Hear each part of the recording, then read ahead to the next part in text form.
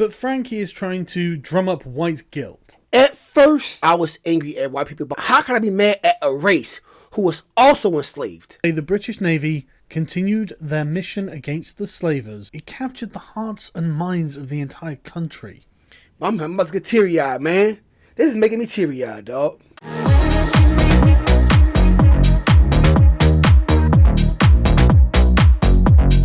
No bullshit, let's go. Welcome to Devin G TV, and today we're about to watch the British Crusade Against Slavery. Britain's criminally stupid attitudes to race and immigration are beyond parody, by Frankie Boyle. For those who aren't aware, Frankie Boyle is a famous Scottish comedian who is most renowned for being pretty damn offensive. Needless to say, I'm a fan of his. And so when Frankie Boyle writes an article for The Guardian of all places, with the subtitle, "The Anti-Immigration Election Rhetoric is Perverse.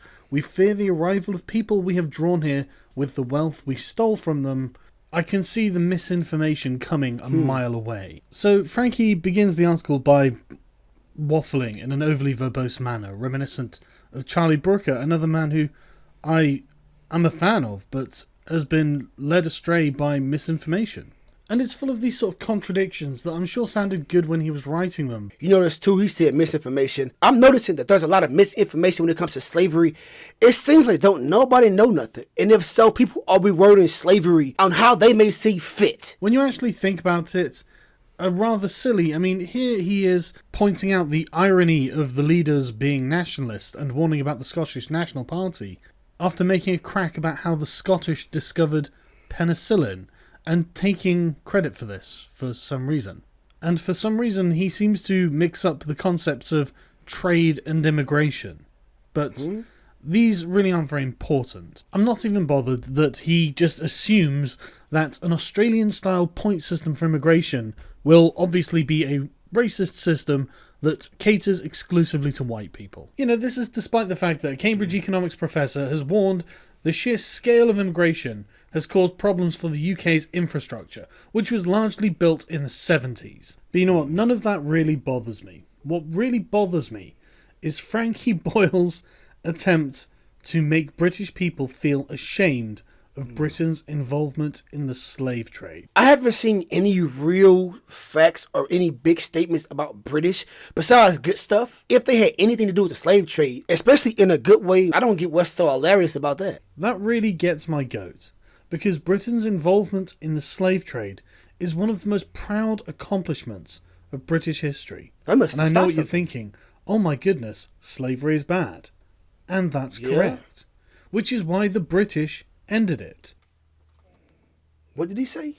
Did he just say that the British ended the slave trade? I ain't never heard that before. Everyone. If we just take a cursory look at the subject, you can see how it is not nearly as cut and dried as Frankie makes it out to be. Even the very word slave comes from Slav, because of the sheer number of Slavs taken as slaves by conquering peoples. But Frankie is trying to drum up white guilt. So let's talk about African slavery. When he said white guilt, at first I was angry at white people about things that happened in the past, but recently I just learned that white people were slaves too. That's what changed my mind. How can I be mad at a race who was also enslaved? So who do you really point the finger at? The Portuguese were the first Europeans to start exploring the West African coast, and they did indeed capture African natives to be brought back to Portugal as items of curiosity. Europeans who travelled to Western Africa discovered that Western Africa had civilizations of its own. For example, a Dutch visitor to Benin City wrote in around 1600, "As you enter it, the town appears very great. You go into a great broad street, not paved, which seems to be 7 or 8 times broader than the warmost street in Amsterdam. The houses in this town stand in good order, one close and even with the other, as the houses in Holland stand. More than a century earlier, Benin exchanged ambassadors with Portugal. The Portuguese did take a few Africans back to Europe, but they didn't need to set up operations because they discovered that there were already thriving slave trades in Africa." You know, that's what bothers me, is that People always tell black folks to go back to fucking Africa, but it sounds like that's where slave trade originated from. And Americans, all whites, knew nothing about the fucking slave trade until they got to Africa, which they were already selling slaves. And so they bought slaves from African rulers and traders. The vast majority of slaves taken out of Africa were sold by African rulers, That's traders, crazy, and man. military aristocracy who grew wealthy from the business.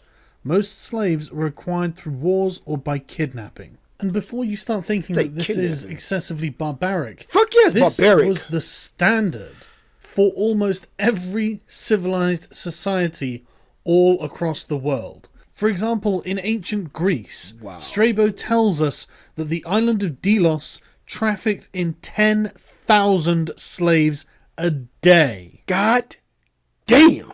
10,000 slaves a day? I wonder how long had they been doing this shit. If you trafficking 10,000 slaves a fucking day, there is 365 days in a year. Even before the Roman Empire, even when we're coming to the end of the Roman Republic in the 1st century BC, it's estimated that a third of Italy was made up of slaves. Damn, that's a lot of people. Slaves made up of people whom the Romans had conquered and taken back to Italy to do hard labour. And so to anyone even slightly educated on this subject, it is absolutely unsurprising to find that, for example, in 1510, the capital of the Empire of Songhai was teeming with slaves. Slave trading in West Africa was common, but it was different to what you expect. It wasn't for commercial purposes. It was to show status and to give the wealthy African elite a comfortable life. And with the appearance of Europeans desperate to buy slaves for use in the Americas, the character of African slave ownership changed. Indeed it did. The character of slavery on the west coast of Africa changed to look a lot more like the character of slavery on the east coast of Africa, because we're going to talk about the Arab slave trade, specifically the circumstance of Swahili-speaking peoples. Unsurprisingly, the Arabs, being far closer to sub-Saharan Africa than the Europeans, had been taking advantage of it for far longer. So they had easy access. Arabs were closer to Africa and they basically had first dibs. They were a people with as much commercial nous as anyone else.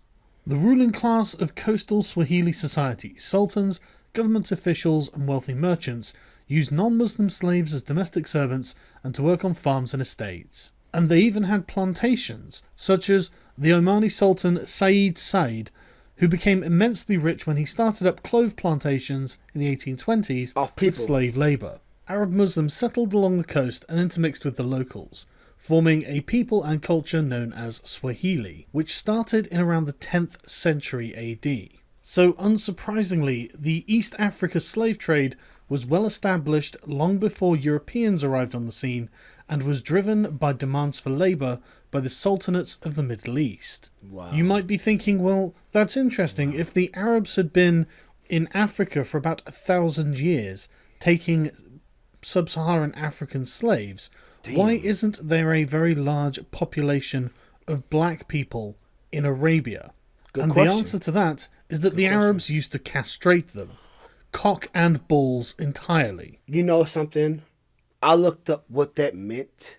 That means they removed their fucking testicles. They didn't want them to get aroused. They took away all the sexual desires that they meant to be human. And I guess, too, doing that made them less aggressive. From what I heard is that sometimes they fucking died. They were doing this shit to fucking people. And it says about 6 of every 10 boys bled to death. They were killing kids. The two, when slavery was finally outlawed in places like Saudi Arabia. This, of course, does not mean that the trade has actually stopped. It is still going on today. Wow. It's impossible to know exactly how many slaves the Arabs took from sub-Saharan Africa on the east coast, but one historian produced a total of 17 million slaves. Oh, wait, god damn. I doubt it was that high, but again, we can't know. That's a lot of fucking people. It was for over 1,000 years that this Jesus. happened. The point is that slavery was ubiquitous. No matter where on earth you travelled, you found slaves. In Europe, in China, in the Middle East, in the New World, in India, in Scandinavia, in Africa. Slavery was as common an institution as animal husbandry. The only thing that separated the Christian nations of Western Europe from anyone else on Earth was the efficiency with which they could transport taken slaves. Wow. And it should come as no surprise that this was made possible by advances in technology that the rest of the world simply didn't have. The most common number I could find regarding the total number of slaves taken from Africa by Europeans was 11 million, and that is in about a 400-year time span. Portugal took the most slaves, with over 4.5 million transported to the New World. Then Britain with over 2.5 million, then Spain and France totaling just under 3 million. And just so no one is under any illusions, the transatlantic slave trade must have been close to hell on earth. Slaves were taken from Africa and packed into conditions so disgraceful and disgusting, it is unsurprising that there was such a high mortality rate for the Damn! As offensive as this is to look at, like luggage, we have to remember that this is a consequence of dehumanization. The slaves were not people, they were chattel. Wow, man. I don't know if y'all heard what the fuck I heard. He said that the slaves were not people. They were just cattle. To look at a human being that is just like you, has warm blood, skin, and think and breathe, to be looked at as a piece of fucking cattle, as profit. It will obviously come as absolutely no surprise that the driving motivation behind slavery was economic. Money. Portuguese merchants traded with Africans from trading posts they set up along the coast. They exchanged items like brass and copper bracelets for such products as pepper, cloth, beads, and slaves, all part of an existing internal African trade. But the transatlantic slave trade really took off when Christopher Columbus discovered the New World. The Portuguese initially had a monopoly on the slave trade, but this was broken in the 16th century when England, followed by France and other European nations, entered the trade. Unsurprisingly, this was a massively profitable trade for everyone involved except the slaves. Africa's rulers, traders, and military aristocracy protected their interest in the slave trade. They discouraged Europeans from leaving the coastal areas to venture to the interior of the continent. European trading companies realized the benefit of dealing with African suppliers and not unnecessarily antagonizing them. The companies could not have mustered the resources it would have taken to directly capture the tens of millions of people shipped out of Africa. It was far more sensible and safer to give Africans guns to fight in the many wars that yielded captives for trade. The slave trading network stretched deep into Africa's interior. Slave trading firms were aware of their dependency on African suppliers. And these African suppliers were making insane amounts of money. For example, the King of Benin was making £250,000 a year selling people into slavery in 1750. Selling people into slavery. They weren't slaves already. They would go capture innocent people and sell them into slavery. His successor said in the 1840s that he would do anything the British wanted him to do, apart from giving up the slave trade. Quote, "The slave trade is the ruling principle of my people. It is the source and the glory of their wealth. The mother lulls the child to sleep with notes of triumph over an enemy reduced to slavery." That's sick! With an industry so That's profitable fucking sick. to so many people involved, and so widespread as to be common to almost every nation on earth, why would the British want King Gezo to give up the slave trade? Look, I ain't gonna lie to you. It's sounding like the British are the ones who stopped slavery. Well, we need to turn back the clock to 1066 and the Battle of Hastings, when a French-speaking Duke of Viking descent called William the Bastard defeated King Harold Godwinson of England. William the Bastard was refashioned as William the Conqueror and took the crown of England, and one of the first things he did as King of England was to have the entire country inventoried. This record was known as the Domesday Book, and we still have it. Thanks to this hard work, we know that around 1086, 10% of the recorded population of England was slaves. 20 years earlier, when he had first conquered England, William had enacted a series of laws, one of which prohibited the slave trade out of England. I prohibit the sale of a man by another outside of the country on pain of a fine paid in full to me. We don't know what William's motivation for making this law was, but given that the punishment for breaking it was a fine, I doubt it was for humanitarian reasons. Whatever his reasons, within a generation of 1086, slavery had almost died out in England. Presumably because William the Conqueror had outlawed the trade of slaves. There appears to also have been a trend for lords to endow their slaves to perform their ploughing functions as free ploughmen. I mean, that makes sense. I mean, because if you can't trade slaves outside of your country, then how you gonna make money? Because everyone around you is already a slave owner. You can't profit if you can't make connections. Not a wonderful state of affairs. Serfdom is better than chattel slavery. And this state of affairs was solidified by the Church at the Synod of Westminster in 1102, where the Church denounced simony, clerical marriages, and slavery. This made England a very unique case. There probably wasn't another country in the world at this time that had outlawed slavery. There were practically no motivations to do so. It was incredibly lucrative, endemic to the point of normalcy, so it wasn't even viewed as immoral. And the chances are William the Conqueror himself made the slave trade in England illegal just so he could make a quick buck. Fast forward 700 years and the international transatlantic slave trade is in full swing, and yet we still do not have slaves in England. And this is where we meet a man named Granville Sharp, a very well-educated rationalist thinker of the Enlightenment, who became an active campaigner for the abolition of the slave trade. Granville had had previous legal success defending Jonathan Strong from his erstwhile slave master, after being brought to England from the colonies, but we're going to look at the subsequent Somerset case. James Somerset was a slave from Virginia in America, who had come to England with his master Charles Stuart in 1769, and had run away in October 1771. After evading slave hunters employed by Stuart for 56 days, Somerset had been caught, put onto the slave ship Anne and Mary, to be taken to Jamaica and sold.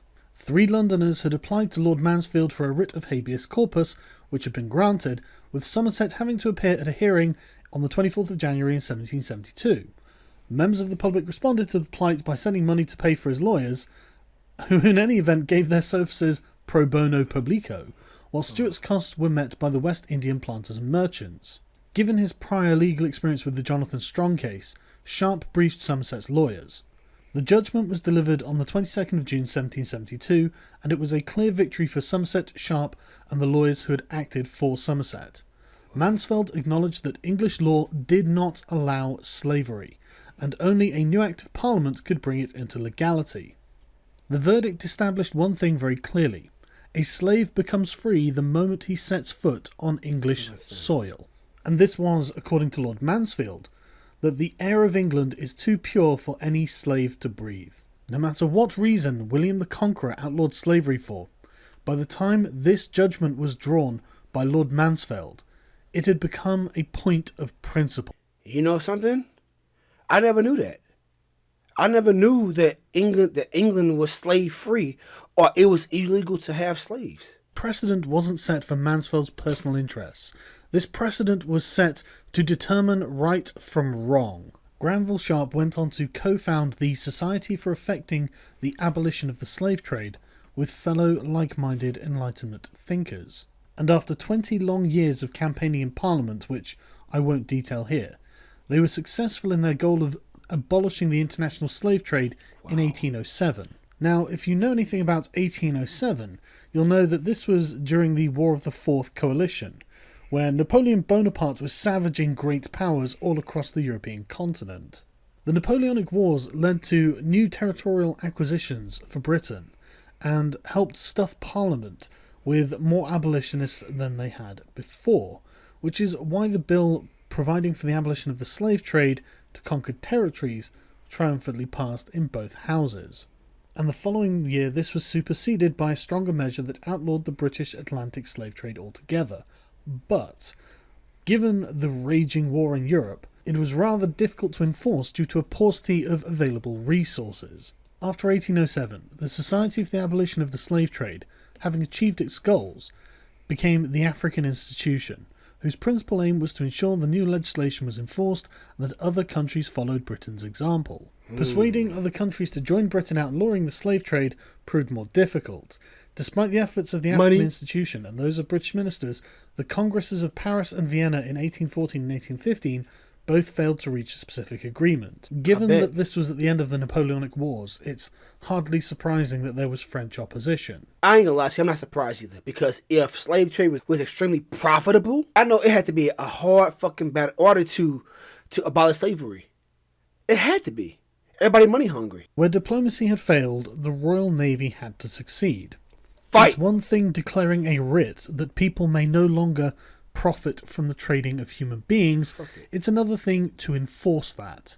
Enter the West African Squadron. I'm about to say, if peace don't work, then shit. We gotta take it by force.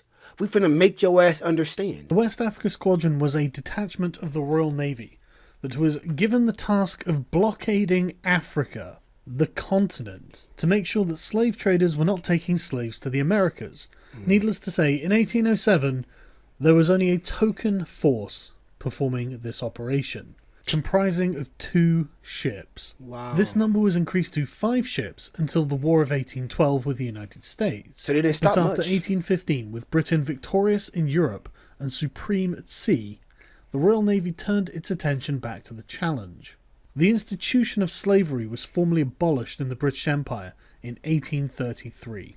And by the 1850s, around 25 vessels and 2,000 officers and men were on the station, supported by nearly 1,000 crewmen. Experienced fishermen recruited as sailors from what is now the coast of modern Liberia. It's worth noting that this was not a pleasant job, and the mortality rate was 5 times higher compared with fleets in the Mediterranean or in home waters. And that's amazing that other people are giving their lives to stop slavery. You free, but you giving your life to stop slavery? That's what you call selflessness. To help incentivize the crew, money was actually given to each crew per slave that they freed. That's what's up. There was a real zeitgeist in Britain for the abolition of slavery. For example, the pursuit and capture of slave ships became celebrated naval engagements, widely reported back in peacetime Britain. They became a source of national pride. So it's no wonder that many of the crews really did have an evangelical zeal about the anti-slavery patrolling. Yeah. However, I don't want to give the impression that this was all for humanitarian reasons. Okay. There's no doubt that Britain, in her foreign policy, used her anti-slavery laws as a stick with which to beat her opponents, primarily the Spaniards and the Portuguese, who refused to conform to these demands.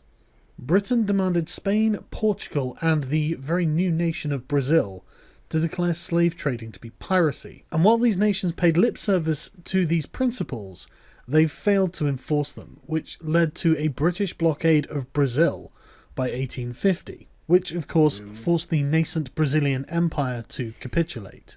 And it didn't end there. In the 1860s, David Livingstone reports of Arab atrocities against enslaved Africans stirred up the interest of the British public, reviving the flagging abolitionist movement. Throughout the 1870s, the Navy attempted to suppress this abominable eastern trade at Zanzibar in particular.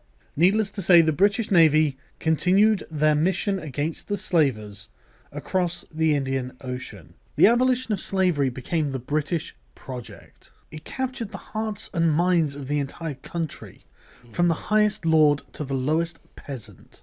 This is certainly how the British saw it. For example, this spirit of chivalry, we see it in acts of heroism by land and sea in fights against the slave trade. Alfred Tennyson, the unweary, unostentatious, and inglorious crusade of England against slavery may probably be regarded as among the 3 or 4 perfectly virtuous pages comprised in the History of Nations. William Lecky. All of this was done against the vested financial interests of hundreds of thousands of people. Entire nations were against the idea of abolishing slavery and the slave trade. The very notion was alien to the human existence until Britain made it happen. In the 19th century, if you saw a ship bearing down on you, flying this flag, and you were a slave trader, you knew that this flag stood for liberty. This was the flag of a nation that defied human convention for a point of principle and spent its blood, sweat, tears and treasure to enforce it on the world. This is the flag of the nation that accepted the absolute moral truth that slavery is wrong. No matter what riches can be amassed, no matter what power can be gained, no matter the cost, slavery had to be abolished. That was the British Crusade. When Britain held the reins of world power, that is what she did with it. So Frankie, to be honest with I'm about to get teary-eyed, man. This is making me teary-eyed, dog. People who are already free want to free other people. They have nothing to gain. They willing to spend their hard-earned money and sacrifice their lives for freedom? Oh, shit, man. with you, when you say, we have streets named after slave owners, we have profited from a vile crime and feel no shame. It is British people that don't learn languages or British history. Britain is the true scrounger, the true criminal. I have to concur. British people apparently do not learn British history, because Britain's involvement in the slave trade is one of the most proud moments any nation could have had in their history. I want to make one thing crystal clear, Frankie. You live in a world without slavery because of Britain. Love it. That there is how you end the damn documentary. Britain's ended fucking slavery. No matter the odds, no matter how profitable it was, they chose to sacrifice themselves, their manpower, and their money to free other people.